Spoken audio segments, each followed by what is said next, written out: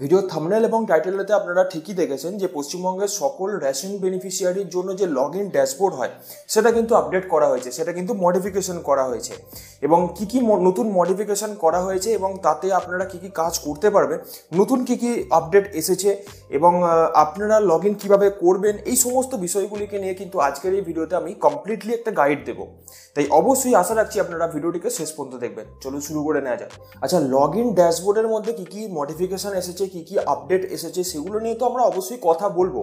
কিন্তু এখনো পশ্চিমবঙ্গে অনেক মানুষ রয়েছেন যারা কিন্তু জানেনই না যে এর মধ্যে মানে এই লগ ইন ড্যাশবোর্ডেতে কী জিনিস বা এই লগ ইন ড্যাশবোর্ডেতে আমরা কি কি কাজ করতে পারবো, এসব কিছুই জানে না বলতে গেলে। তো তাদের জন্য কিন্তু আমি ডেডিকেটেডভাবে একটি পার্টকে অ্যাড করছি এই ভিডিওর শুরুতেই। যদি আপনারা না চান পার্টটিকে দেখতে তাহলে আপনারা টাইম স্ট্যাম্প থেকে স্কিপ করতে পারেন, কিন্তু যারা জানেন না তাদেরকে জানানো অবশ্যই দরকার। এবং আমি পার্সোনালি মনে করি যে এই লগ ইন ড্যাশবোর্ডকে জানা এবং বোঝা প্রত্যেকটা পশ্চিমবঙ্গের রেশন বেনিফিশিয়ারির জন্য অবশ্যই গুরুত্বপূর্ণ। ঠিক আছে, তাই অবশ্যই কিন্তু আপনারা এই পার্টটিকে মন দিয়ে দেখবেন। এই যে লগ ইন ড্যাশবোর্ড, এই ড্যাশবোর্ডেতে আপনারা লগ ইন করে কীভাবে করবেন আমি একটু পরে দেখাচ্ছি। তো এইখানেতে লগ ইন করে আপনারা চাইলে আপনার পরিবারেতে কতজন মেম্বার রয়েছে সেটা দেখতে পারেন। এর সাথে সাথে কতজনের অ্যাক্টিভ রয়েছে, কতজনের রেশন কার্ড ডিঅ্যাক্টিভ রয়েছে, মানে চালু রয়েছে বা বন্ধ রয়েছে কিনা এগুলো দেখতে পারেন। অথবা কবে কোন মাসেতে আপনি রেশন তুলেছেন, কোন ডেটেতে, সেটাও আপনারা চেক করতে পারেন। অথবা ই রেশন কার্ড ডাউনলোডও করতে পারেন। অথবা যে কোনো রকমের অনলাইন অ্যাপ্লিকেশন কিন্তু আপনারা লগ ইন করে করতে পারেন। অর্থাৎ কমপ্লিট একটা প্যাকেজ আপনারা এখানে পেয়ে যাচ্ছেন, কমপ্লিট একটা পোর্টাল আপনি এখানে পেয়ে যাচ্ছেন। প্রত্যেকটা রেশন বেনিফিশিয়ারি পরিবার পিছু একটি করে পোর্টাল এখানে কিন্তু অ্যাড করা হয়েছে। আপনারা চাইলে লগ ইন করে দেখতে পারেন। আমি যেরকমভাবে এই ভিডিওতে দেখাচ্ছি আপনারা চাইলে সেরকমভাবে করতেই পারেন। চলুন শিখে নেওয়া যাক। তো প্রথমে আমরা চলে যাব ফুড অ্যান্ড সাপ্লাইজের অফিসিয়াল ওয়েবসাইটে। লিঙ্ক আপনারা ডিসক্রিপশন বক্সে পেয়ে যাবেন। প্রথম যে লিঙ্কটা থাকবে সেই লিঙ্কটাতে ক্লিক করলেই আপনারা কিন্তু এরকমই ইন্টারফেস পেয়ে যাবেন। এখানে আসার পরে সিম্পলি ওই ওপরের দিকে একদম ফার্স্ট অপশান আপনি পাবেন সিটিজেন্স হোম, এই অপশানেতে ক্লিক করবেন। এরপরে রেশন কার্ড রিলেটেড কর্নার, এরপরে সার্ভিস রিকোয়ারিং অফিস অ্যাপ্রুভাল, এরপরে অ্যাপ্লাই অনলাইন, এরপরে এখানে একটি লগ ইন করার পোর্টাল আপনি পেয়ে যাবেন। এবারে এখানে আপনার পরিবারের যে কোনো একজন মেম্বারের আধার নাম্বার দিয়ে এখানে লগ ইন করতে হবে। বুঝতে পারলেন?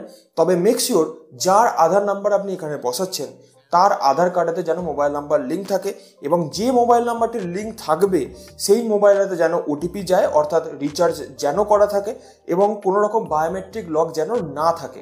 আধার কার্ডে কোনো রকম বায়োমেট্রিক লক থাকলে কিন্তু ওটিপি আসবে না, এটাকে কিন্তু আপনারা মেক শিওর করবেন।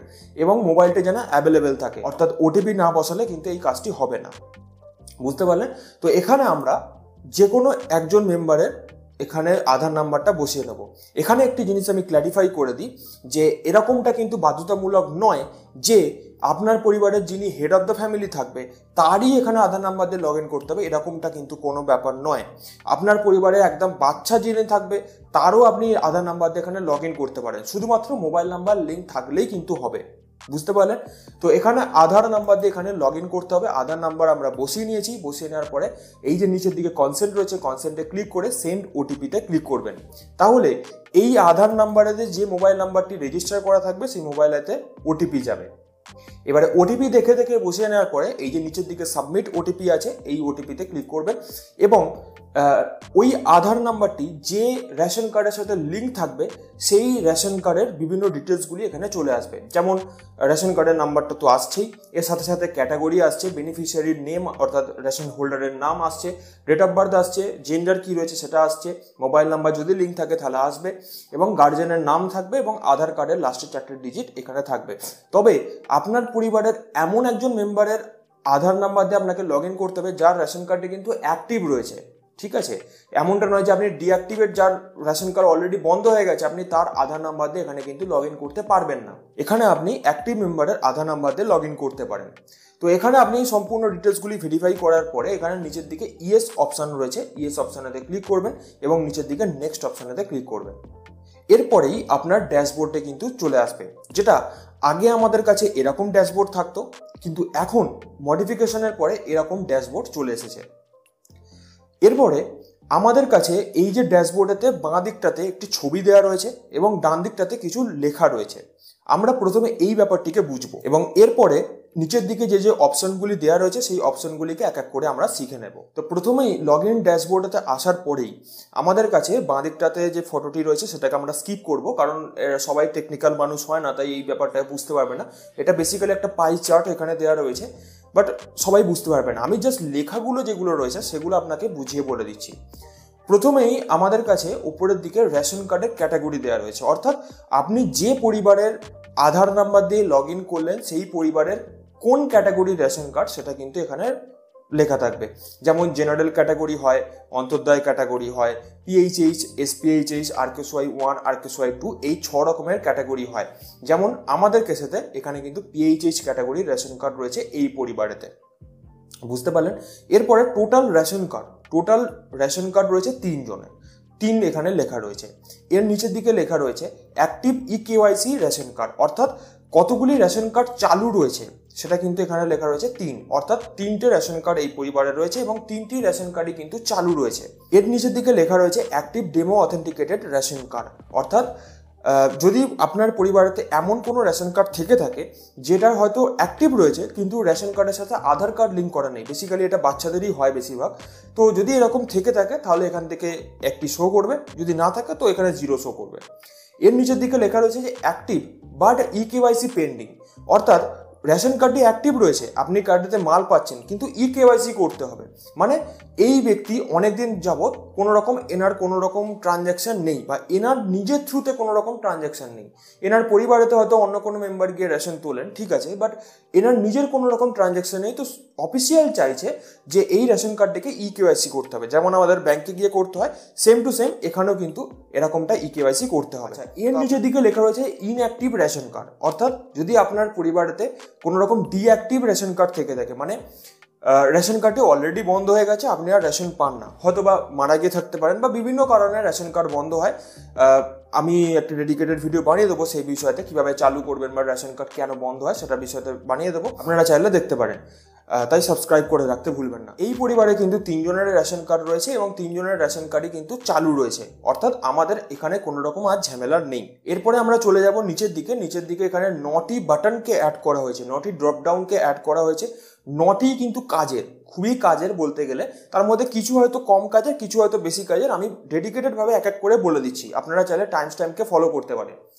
তো প্রথমেই আমাদের প্রেজেন্ট ফ্যামিলি মেম্বার, অর্থাৎ এই পরিবারতে যে 3 জনের রেশন কার্ড আমরা এক্ষুনি চেক করলাম, 3 জনের 3 লেখা ছিল, সেই 3 জনের বিভিন্ন ডিটেলসগুলি এখানে চলে আসবে। যেমন এখানে আরসি নাম্বার অর্থাৎ রেশন কার্ডের নাম্বার, রেশন কার্ডের ক্যাটাগরি, তার বেনিফিশিয়ারির নাম অর্থাৎ রেশন কার্ড হোল্ডারের নাম, ডেট অফ বার্থ থাকবে, জেন্ডার থাকবে এবং মোবাইল নাম্বার লিঙ্ক করা থাকলে এখানে থাকবে, যদি না থাকলে এখানে কিন্তু না শো করবে। গার্জেনের নাম অর্থাৎ বাবার নাম বা হাজব্যান্ডের নাম এখানে চলে আসবে এবং আধার কার্ডের লাস্টের 4টে ডিজিট এখানে কিন্তু চলে আসবে। এই 3 জনের মেম্বারের কিন্তু একসঙ্গে ডিটেলসগুলি এখানে শো করবে। তো প্রথম অপশান এটা চলে গেল।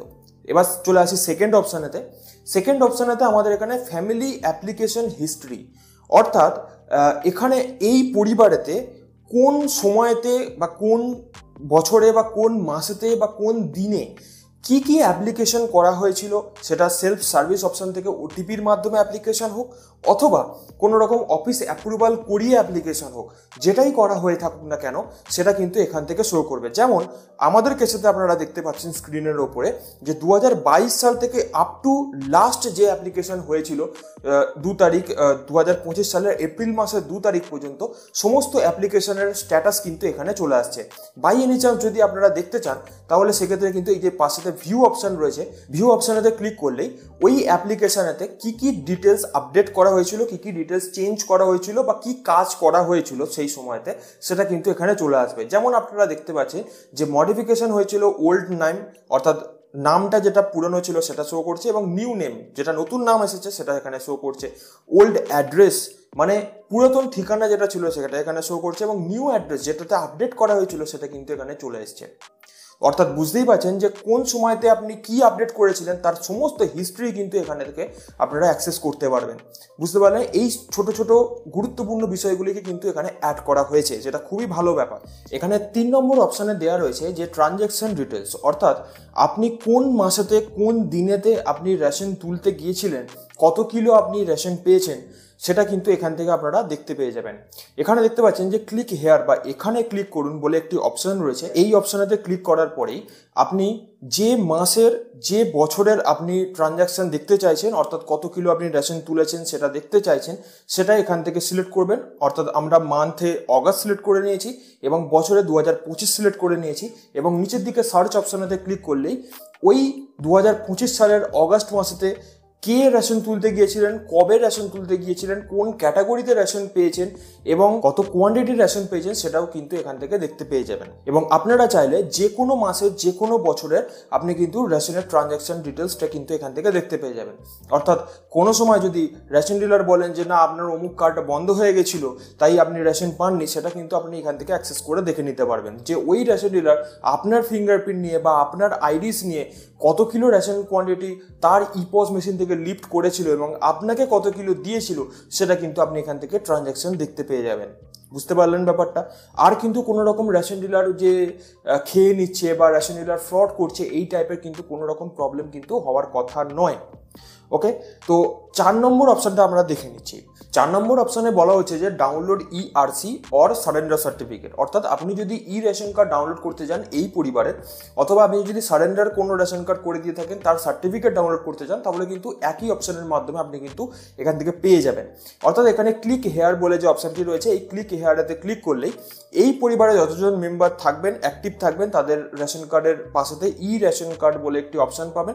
ওইখানেতে ক্লিক করলেই আপনি কিন্তু আপনার রেশন কার্ডগুলিকে উইদাউট কোনো রকম ওটিপি আপনি ডাউনলোড করতে পারছেন। অথবা যদি আপনার পরিবারের এমন কোনো মেম্বারের রেশন কার্ড আপনি সারেন্ডার করে দিয়ে থাকেন, অথবা তিনি মারা গিয়েছেন এরকম, সেই কারণেই হয়তো সারেন্ডার করে দিয়েছেন এরকম টাইপের হয়ে থাকে এবং আপনি চাইছেন সারেন্ডার সার্টিফিকেটটা ডাউনলোড করতে, তাহলে কিন্তু এখানে যদি সারেন্ডার করে দিয়ে থাকেন তাহলে সেক্ষেত্রে ওই রেশন কার্ডের পাশেতে সারেন্ডার সার্টিফিকেট বলে লেখা থাকবে, আপনি জাস্ট ক্লিক করলে সারেন্ডার সার্টিফিকেট আপনার ডাউনলোড হয়ে যাবে। আশা করছি ব্যাপারটা আপনারা বুঝতে পারছেন। তো এটা গেল 4 নম্বর অপশান। এবারে আমরা চলে আসি 5 নম্বর অপশানেতে। 5 নম্বর অপশানে রয়েছে রেশন কার্ডের এনকোয়ারি। অর্থাৎ আপনি যদি আপনার রেশন কার্ডের ব্যাপারেতে জানতে চান, ডিটেলসকে সার্চ করতে চান, অথবা অ্যাপ্লিকেশন স্ট্যাটাসকে চেক করতে চান, অথবা আপনার রেশন কার্ডেতে কত কোয়ান্টিটি রেশন সামগ্রী বরাদ্দ হয়েছে সেটা দেখতে চান, এছাড়া আপনার রেশন কার্ডেতে কোনো রকম আধার কার্ড লিঙ্ক করা আছে কিনা, অথবা আপনার যদি কোনো রকম অনলাইন অ্যাপ্লিকেশন করতে হয় বা অফলাইন অ্যাপ্লিকেশন করতে হয় সেক্ষেত্রে আপনি কোন ফর্মে অ্যাপ্লাই করবেন সেটা জানতে চান, এরকম টাইপের কিছু এনকোয়ারি যদি আপনার থাকে তাহলে আপনারা এনকোয়ারি বাটনে ক্লিক করে এই অপশানগুলির মধ্যে বেছে নিতে পারেন। বুঝতে পারলেন? এরপরে আমরা ফিরে চলে আসি ব্যাকেতে এবং আমরা নেক্সট যে অপশানটি রয়েছে সেটাকে দেখে নিই, গ্রিভেন্স অর্থাৎ অভিযোগ। যদি আপনার কোনো অফিসিয়ালের বিরুদ্ধে বা কোনো ফুড ইন্সপেক্টরের বিরুদ্ধে বা রেশন ডিলারের বিরুদ্ধে যদি আপনাদের কোনো রকম অভিযোগ থেকে থাকে তাহলে আপনারা সিম্পলি কিন্তু এখান থেকে গ্রিভেন্স জানাতে পারবেন। তবে এখানে যে অপশানটি দেওয়া রয়েছে এটা কিন্তু অ্যাকচুয়াল গ্রিভেন্সের জন্য নয়। যেমনটা এখানে দেখতে পেলাম যে গ্রিভেন্সেতে ক্লিক করলে, ক্লিক হেয়ারে ক্লিক করলে এখানে কিন্তু কন্ট্যাক্ট আস-এর একটা পেজ চলে আসছে, যেটা কিন্তু আগেও ছিল, যেখানেতে সিম্পলি একটা টোল ফ্রি নাম্বার দেওয়া হয়েছে, 2টি টোল ফ্রি নাম্বার দেওয়া হয়েছে এবং একটি ইমেল দেওয়া হয়েছে। ঠিক আছে, যেটা চ্যাটবট এখানে হোয়াটসঅ্যাপে দেওয়া হয়েছে সেটাতে মোটামুটি আমার খুব একটা কার্যকরী মনে হয় না, এবং যেটা এখানে ইমেল দেওয়া রয়েছে সেখানে তো অনেকে ইমেল করতে জানেন না। আবার অথবা এখানে যে টোল ফ্রি নাম্বার দেওয়া রয়েছে সেখানেও তো ফোন করে খুব একটা বেটার এখানে কিন্তু অভিযোগ করা যায় না, বা জানা যায় শুধুমাত্র, আমি এটুকু জানি, বাট খুব একটা অভিযোগ কিন্তু রেজিস্টার করা যায় না। কিন্তু আমি যদি আপনারা এই ভিডিওর কমেন্ট বক্সেতে কমেন্ট করেন তাহলে কিন্তু আমি গ্রিভেন্স মানে অ্যাকচুয়ালি যদি আপনারা লিখিত অভিযোগ করতে চান এবং সেই অভিযোগের ভিত্তিতে যদি কোনো স্টেপ চান যে হ্যাঁ এই রেশন ডিলারের এই হোক, এই ইন্সপেক্টরের সাথে এই হোক, এরকম টাইপের যদি চান তাহলে কিন্তু সেক্ষেত্রে আমাকে কমেন্ট করতে পারেন। আমি কিন্তু গ্রিভেন্স মানে অভিযোগ করার, অনলাইন রেশন ডিপার্টমেন্টের বিরুদ্ধে অভিযোগ করার জন্য একটা পোর্টাল রয়েছে, সেই পোর্টালের বিষয়তে কিন্তু আমি জানাবো। অবশ্যই কিন্তু কমেন্ট করতে ভুলবেন না। কমেন্ট বেশি বেশি আসলে যে টপিকেতে বেশি কমেন্ট আসবে সেই টপিকে কিন্তু আমি ভিডিও বানাবো, উৎসাহ পাবো। বুঝতে পারলেন ব্যাপারটা? তো এটাকে আমরা ছেড়ে দিচ্ছি, এখন ব্যাকে চলে যাচ্ছি। নেক্সট স্টেপে রয়েছে এখানে self service of ration card, যেটা আমাদের আগেও ছিল, আপনি বাইরে থেকেও অ্যাক্সেস করতে পারবেন, তার জন্য লগ ইন করার কোনো রকম প্রয়োজন নেই। এখানে জাস্ট সেলফ সার্ভিসেতে ক্লিক হেয়ারে ক্লিক করলেই আপনাদের সেই পোর্টালেতে রিডাইরেক্ট করে দেওয়া হবে, আর কিছু কাজ নেই এখানে, ঠিক আছে। এরপরে আমরা চলে আসছি অনলাইন ফর্ম সার্ভিস যেটা রয়েছে সেখানেতে জাস্ট ক্লিক করলেই আপনাদের যে 4 নম্বর 5 নম্বর বা 6 নম্বর বা 8 নম্বর এই সমস্ত যে অনলাইন অ্যাপ্লিকেশনগুলো আপনারা করতেন লগ ইন হয়ে, সেটাগুলোই কিন্তু এখান থেকে আপনারা অ্যাক্সেস করতে পারবেন। এছাড়া কিন্তু এই অনলাইন ফর্ম সার্ভিসেতে আর কিছু নেই, জাস্ট আপনি অফলাইন অ্যাপ্লিকেশন করতেন লিখিতভাবে, এখন কিন্তু এটা অনলাইনে করা যেতে পারে, সেটাই কিন্তু এখানে রয়েছে। আগের যে পোর্টাল ছিল, যেখানে আগের যে ড্যাশবোর্ড ছিল, সেখানে কিন্তু এগুলো পাবলিকলি ছিল, এখন কিন্তু একটা ড্রপ ডাউনের মধ্যে দেওয়া হয়েছে, আর কিছু চেঞ্জেস নেই, ঠিক আছে। অনলাইন ফর্ম সার্ভিসের মধ্যে আর কিছু নেই। এরপরে নেক্সট যে অপশানটি রয়েছে সেটা হচ্ছে download form and submit at office. অর্থাৎ যদি আপনি অফলাইন ফর্ম ডাউনলোড করে সেটাকে ফিল আপ করে এবং অফিসে জমা করতে চান, তাহলে সেক্ষেত্রে কোথা থেকে ডাউনলোড করবেন? তার জন্য এখানে download form and submit at office এখানেতে ক্লিক করবেন এবং ক্লিক হেয়ার নিচের দিকে অপশান থাকবে, সেই অপশানেতে ক্লিক করবেন। তাহলেই কিন্তু এখান থেকে রুরাল এলাকার জন্য নাকি আরবান এলাকার জন্য, যদি রুরাল আপনার এরিয়া হয় অর্থাৎ পঞ্চায়েত এরিয়া হয় তাহলে সেক্ষেত্রে এখানে রুরাল সিলেক্ট করবেন, এবং যদি মিউনিসিপ্যালিটি এরিয়া হয় তাহলে কিন্তু এখানে আরবান সিলেক্ট করবেন। সিলেক্ট করলেই কিন্তু কমন অ্যাপ্লিকেশন ফর্মটি ডাউনলোড হয়ে যাবে এবং সেটাকে আপনাদের ম্যানুয়ালি ফিল আপ করতে হবে এবং সেটাকে অফিসে জমা করতে হবে। তো যাই হোক, এছাড়া আমরা একটু উপরের দিকে চলে এসেছি এবং এখানে আরেকটি অপশান রয়েছে যেটা হচ্ছে যে অ্যাপ্লিকেশন স্ট্যাটাস চেক করার জন্য।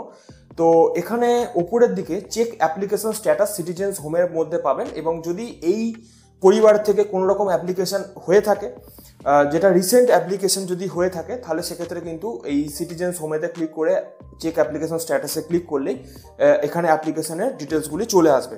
তাহলে এই যে লগ ইন ড্যাশবোর্ডেতে যে নতুন 9টি বাটনকে মডিফিকেশন করে দেওয়া হয়েছে, সেই 9টি বাটনের মধ্যে কী কী অপশানস রয়েছে সেগুলি আমি পরিষ্কারভাবে বলে দিলাম। এছাড়া ওই যে ওপরের দিকে পাই চার্ট রয়েছে, সেই পাই চার্টটাকে কীভাবে দেখবেন এবং জানবেন এবং বুঝবেন সেটাও আমি দেখিয়ে দিলাম। এরপরেও যদি আপনাদের এই 9টি যে অপশানগুলিকে অ্যাড করা হয়েছে, মডিফিকেশন করা হয়েছে, এই অপশানগুলিকে নিয়ে কোনো রকম সমস্যা থাকে, তাহলে আমাকে অবশ্যই কমেন্ট বক্সে জানান, তাহলে আমি ডেডিকেটেডভাবে আলাদা আলাদা ভিডিও আনবো। তবে আপনাদের কিন্তু অবশ্যই কমেন্ট করে জানাতে হবে যে আপনারা কোন কোন টপিকে ভিডিও চাইছেন, কোন কোন বিষয় নিয়ে ভিডিও চাইছেন। সেটা আমাকে না জানালে আমি বুঝতে পারবো না যে আপনাদের কোন জায়গাতে সমস্যা হচ্ছে। দেখুন, আমাদের কাছে সব জিনিসটা খুবই ইজি, বাট আপনাদের কাছে নাও ইজি হতে পারে, বা সবার কাছে নাও ইজি হতে পারে। সবাই টেকনিক্যাল মানুষ হয় না, বা দেখলেই বুঝে যাবে এরকমটা হয় না। তাই অবশ্যই কিন্তু আমাকে কমেন্টে জানাবেন। আর এই ভিডিওটি দেখে যদি আপনাদের ভালো লেগে থাকে তাহলে অবশ্যই ভিডিওটিকে একটি লাইক করবেন, সময় বলে শেয়ার করে দেবেন, এবং চ্যানেলে নতুন হলে সাবস্ক্রাইব করতে ভুলবেন না। ভিডিওটিকে সম্পূর্ণ দেখার জন্য অসংখ্য ধন্যবাদ।